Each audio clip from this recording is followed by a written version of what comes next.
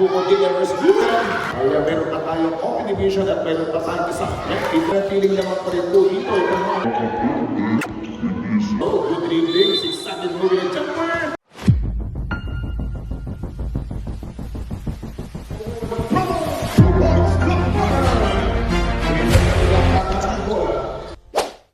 Underway.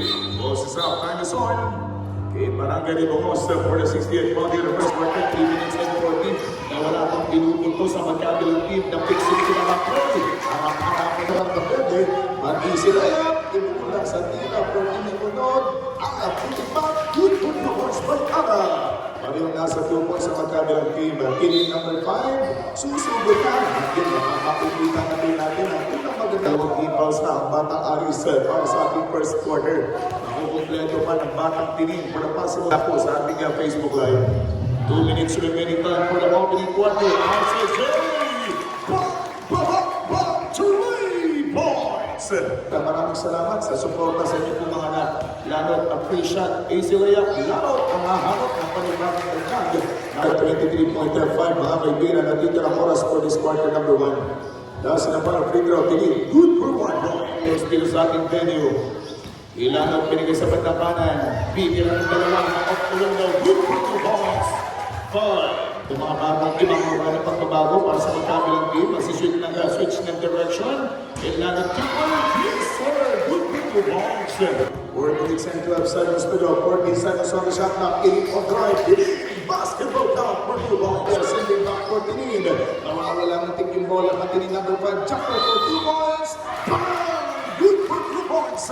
Ang Tining numero 5. Dahon si magkabilang team. Rago may tangan ng buko. Dillavers Bukan. Basketball count.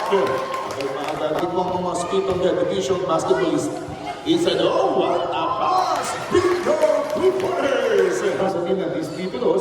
And after po niyan, meron pa tayong open division at meron pa tayong isang dito up. Good points for the Southern Cedros. Pero sa kanyang pag-reload, minsan 2 puntos din yung nadali. At ang court-to-court play, another 2 balls by Batang Tining. Na mga player nitong Batang Aris against Team Barangay Munod. The 3-pointer,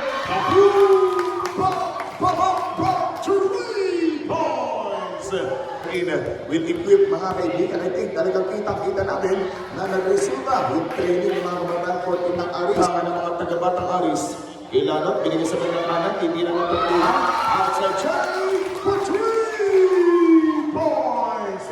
And the 3-point shot, mga kaibigan, na back-to-back 3-point shot by may masyado malakas, reload, Ragon inside, no good again, at 5 ira, yun, pasok ka, 2 dalawang puntos mula kay Batang numero 9. Pag-indiana sa kakasanin, Javier, number 7 basketball. Ang nanatiling naman pa rin po dito. Itong mga nakaperde.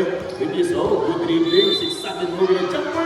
Good for 2 points by Tining at may aral na palaruan. Ang Tropang Aris basketball court. 10 seconds on the shot clock. Ang 12 2 points by Tining. Pa yung tribo ng lanot. Abiriado naman. Tining on 5. Kinalok yun. And good for 2 points by basketball game was brought to us by Honorable Punong Barangay Edgar Inso at ng ating mga barangay council. Split to the basket. Unang Batang Aris. Tumatakbo na naman.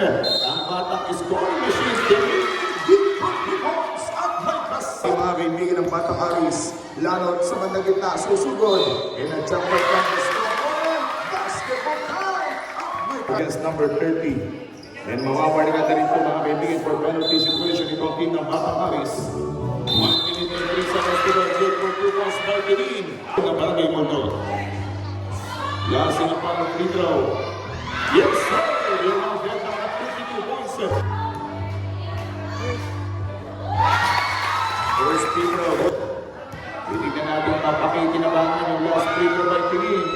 Last free throw. Good for 1. Para sa kanilang paglamang dito, about at 33 points.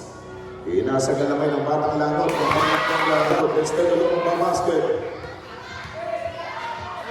Nasa naman, free throw by Tining number 5. 34.4 seconds remaining. Tining last na final shot. Good for the basket. Back 35. Ang Munod na manalo for this matchup. Tining on drive. Basket. 1 point lead by Tining. Ay, ang Tining number 5. First free throw by Tining number 5.